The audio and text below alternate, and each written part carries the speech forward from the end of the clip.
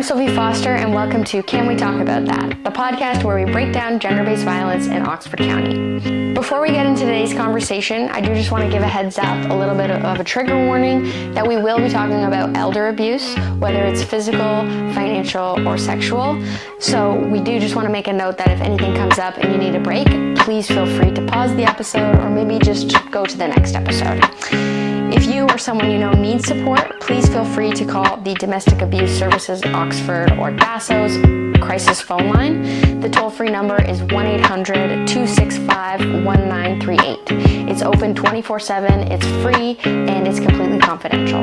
Please like, subscribe, and share these episodes as we learn together and break down gender-based violence. For today's episode, we have invited Margaret McPherson from Western University to come on and talk a little bit more about elder abuse. So today's episode is called When Care Turns Controlling, Understanding Elder Abuse. So I might hand it over to you and just give us a little introduction of how you kind of land within the gender-based violence field. Okay. So I'm a research associate at the Center for Research and Education on Violence Against Women and Children at Western University in London. And I've done a lot of work over the years with the Canadian Network for the Prevention of Elder Abuse on elder abuse. And through my work on gender-based violence, there are lots of connecting points, but they're actually quite separate sectors in a lot of ways. So I bring those two worlds together, those two sort of fields of knowledge, areas of study, elder abuse and gender-based violence for this conversation. Yeah, that's great. This is why we needed you on this episode too. Okay, so maybe just to start our conversation for today, when we talk about elder abuse, I feel like it's coming up a lot more in conversations. What kind of things are we actually talking about? So elder abuse, understood sort of broadly, is when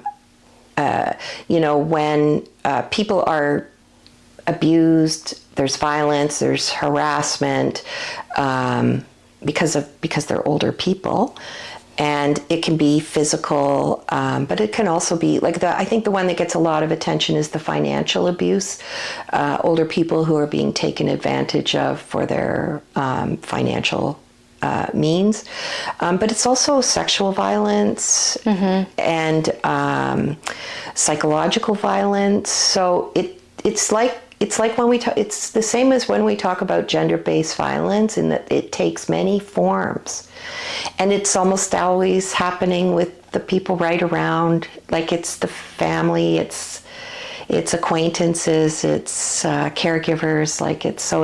It's the people right around the person. The people we know. The people we know. It's not outsiders sitting in the bushes, strangers. It's the people we love. There are a percentage, there's always a small percentage where it's, especially I think with the financial violence, scams and things like that. But when, the little bit of research that's been done says, oh no, it's almost always someone you know. Yeah, it's not the Nigerian prince scam email. Okay, so I'm interested to think why you think it's so hard to recognize when we can name it abuse. I think we struggle, just as human beings, to be like, that's abuse. Yeah. Especially in the moment. Why do you think elder abuse is so hard to recognize? Even for our family and people close to them. Well, who wants to talk about abuse? Right? Nobody. Who wants to... Apparently me. Who wants to see themselves as being in an abusive relationship? And who wants to see themselves as perpetrating abusive behavior? Like nobody. Yep. And it is so common. It is so much a part of our society that we don't recognize. And this is where I always want to talk about power and the misuse of power.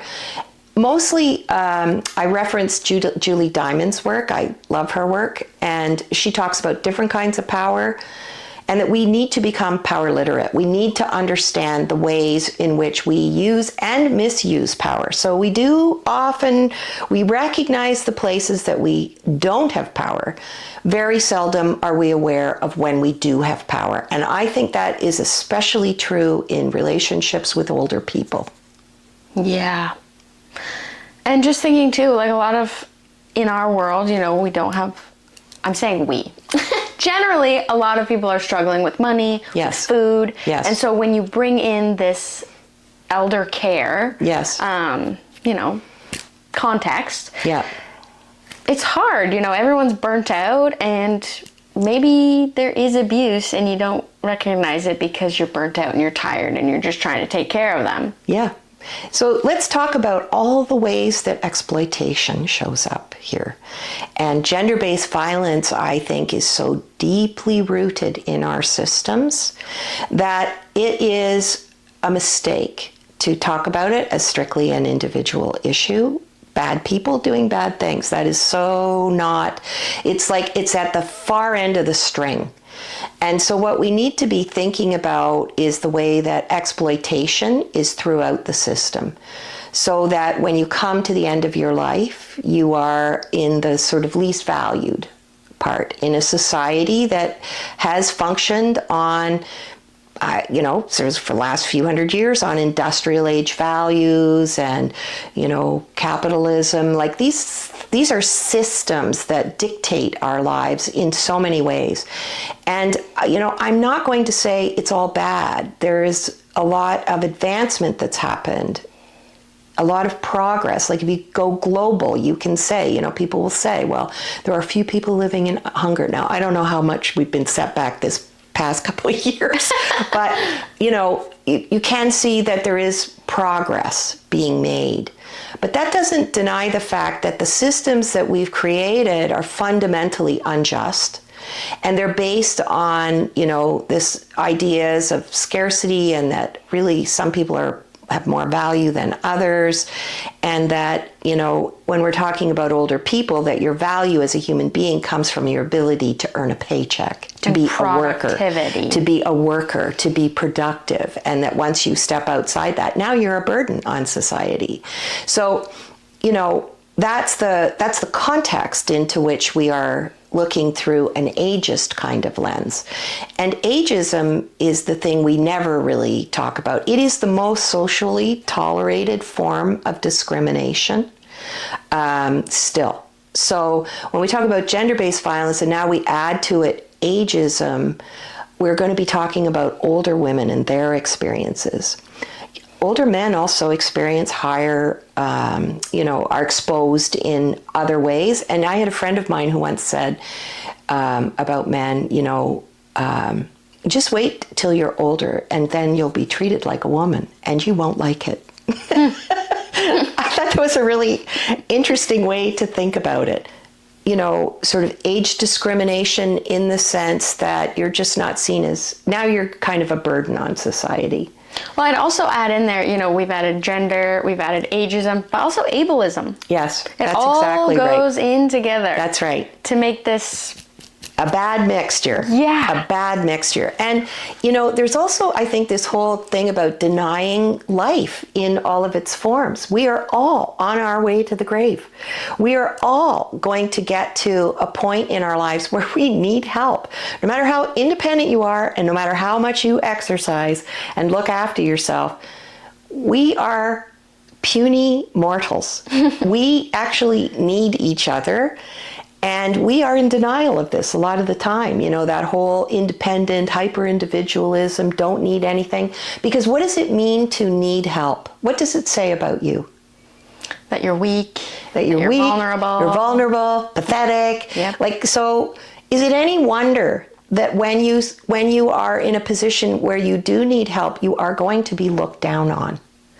And people are not going to want to admit that, right? Because we all want to be good people and we don't want to be performing, sort of the societal values in only respecting people who are, are kind of the optimal human being, however that's decided. And so mostly we've decided that's male, it's white, it's educated, it's, physically fit, English speaking, there's a whole list of criteria that puts you in that sort of external authority, best option, and everybody else is compared to that. So, So no wonder we feel already like, oh, well, I'm not that thing. I remember I was a little kid and I had an awakening on the school ground, the playground, when I realized I was not a boy and I was not an American. And somehow that made me less than what I thought I was. Now, what are the forces at work in my life to take me to that point where I realized so young that I was always going to be at a disadvantage in some way? Mm-hmm. Well, and that goes back to what you mentioned about power and control, and that you don't see power until you're the one without power. Yes, and that we recognize right away. And I think in some ways, the misuse of power is so pervasive that it is also normalized, right?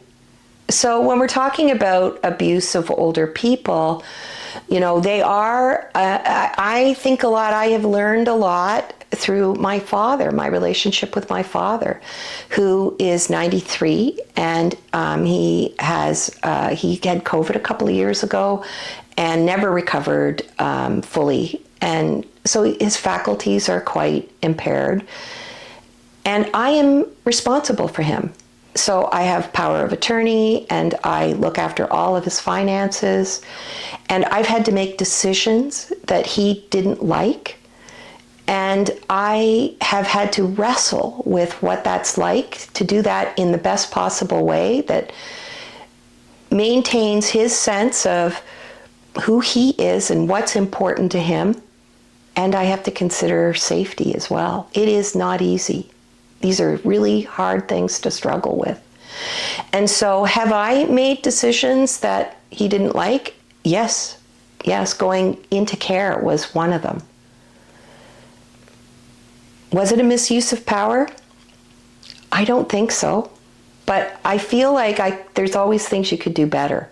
Yeah. Well, and even the fact that you're thinking about, is this a misuse of power? What's my power here? Yes. Like, that's what we need to do. That's what we need to do. Is just be aware. That's that power literacy. Yeah, I think so. Mm-hmm. I think that it is a competency, right?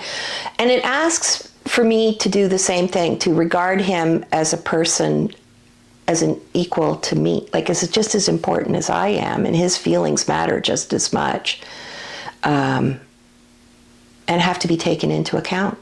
Mm-hmm. So it's that's what I was talking about. I referenced the Missing and Murdered Indigenous Women and Girls final report, Reclaiming Power and Place, and the call to establish a new framework that's relational, that prioritizes relationships. Like, we're so transactional, we're so caught in the day-to-day push to check boxes and get stuff done, and that we lose sight of the human being that we are with in this moment, that asks us to be present, to consider consider lots of things in the relationship, but that there's a mutuality, that there's regard for each other no matter what the circumstances are. These are very basic, but I think powerful shifts that we are all asked to make. Because abuse in relationships, when older people who need help, need my help, assert itself, it's a shift for me to move from my busy, well, I've got to get this done, I've got responsibilities, and for me not to feel like a victim of needing now to help. It's a fundamental shift in how we think about our relationships, and I think that's at the heart of the change that we need to make. I'm totally with you there, but that's the hard part, is we need time. Yeah. We need to be able to think about it, and we need the tools and the skills to know how do you do that. Well, and I think that is why it's important for us to talk about these things, but not to talk about it just at the individual level. We have to think about the systemic, the structural violence that creates the conditions for this situation, right? So I have to think about people working in the care economy. It's not a surprise that there's resistance to structural change in the world, because the whole global economy depends on the labor of women, the reproductive labor of women, the care work of women that's underpaid, unpaid, and often at their own expense without any kind of regard. And so you have, a whole healthcare system in which we're warehousing older people now as disposable, as like it's a horrible system that reflects these values, right, that are deeply personal. So Peter Seng wrote a book called Presence I read many years ago, and he said, global transformation is deeply personal because we are all, I think, called to step into this space of recognizing the ways in which exploitation happens and the ways in which we maintain the status quo by participating. And so if you're working in an organization that's under-resourced, that cannot meet the needs of people who are in need of help, and you're only funded to deal with violence after the fact, there's no prevention, no early intervention thinking, is it any wonder that we are firefighting all the time right now, and that the level of need is going up as, the global economy bears down on people. So as more people are living in insecure financial situations, violence rates go up. That's a very well established, relationship. And older people are more exposed to it at the point of their lives where, you are going to need help. Yeah. Yeah, and there's so many systemic things pushing them to be more vulnerable. Yes. Housing, food, that's right, money, time, all these things. I look at the work that happens in the facility that my father, so my dad is in a dementia care facility, and he is getting, I always say the care by the people who are there is extraordinary in my estimation. I know there's bad situations too, but he's had really good care. But these people are largely new Canadians, immigrants, and they are so poorly paid for the work that is amazingly difficult and complex. And that is part of the exploitation. It's like the pecking order of the world is structured that way too. So if you look at governments like the federal government, the department responsible for seniors is a small department on the side of a much larger organization. Why do you think that is? Where do you think the resources and the energy goes? It's not to that ministry. So wage, women and gender equality, that department, the whole department has like 500 staff in it. They're responsible for gender-based violence across the country. Wow. So what you see there is, our values are actually reflected in where we put our resources. And older people, are at the bottom of the pile. Well, and we're in a time where boomers are a huge population, and it's only going to get bigger, and we don't have many people going to be PSWs, nurses. We don't have enough. Yes. So we need to bring in immigrants. That is another vulnerability. There's so much to this. There's so much that's wrong. There's so much that's wrong. How do we even really talk about this? Where do you begin? Okay, well, let's maybe shift the conversation to this more, because I think you're right. We needed this structural kind of context to understand what's going on and how we're getting here. But let's get back to, these kind of specific individual, for someone who's listening, what it looks like in their world. Yeah. So this one, how can we tell the difference between support and control? So you mentioned with your father. Yeah. How do you kind of wrestle with those decisions personally as someone who's educated in this field? Well, I have to ask him what he wants. Yeah. And I need to listen in a real way. And then I need to do what I can to respond in a way that he wants me to. I think that especially when there's such a profound sense of entitlement that goes with any kind of controlling situation where people feel entitled to the money, the resources, their time, that you become a victim in a way of needing to look after someone else. It's that orientation. So I think that anytime you find yourself making all of the decisions and having control of the resources and feeling entitled to them, you are in trouble. You are on a slippery slope that you need to take a pause and think about. And I do think we need to be talking to the family members, the caregivers, the people who have sort of more power in the relationship. Because I think it happens unintentionally a lot of times in this whole kind of rationalization around entitlement and feeling powerless and feeling like a victim yourself. It's understandable. And so part of what we have to do is find a way to talk about the way that power is misused in relationships at a very personal level. And then we have to be vigilant to the ways in which we make decisions around other people's lives and resources at that individual level. And I think that family, friends, bystanders, right, need to ask questions that kind of remind us about what's important about this particular situation? What do I need to be thinking about? How can I live according to my own values and, be a support person for my dad or whoever it is? Mm-hmm. How would you say, for those bystanders, how would you say, because of that entitlement piece, especially around money? I know that money comes up a lot in this context. If you're a bystander or maybe like a separated family member and you say, I want to help, I want to support, and the person who has power of attorney is saying no, get out, you're just entitled, you just want access to the money. What do you do? Again, it's a little bit about, so let's talk about people's rights. Mm-hmm. Let's talk about, I think that, you might need to have some advice. Again, I'd say, talk to your community legal clinic.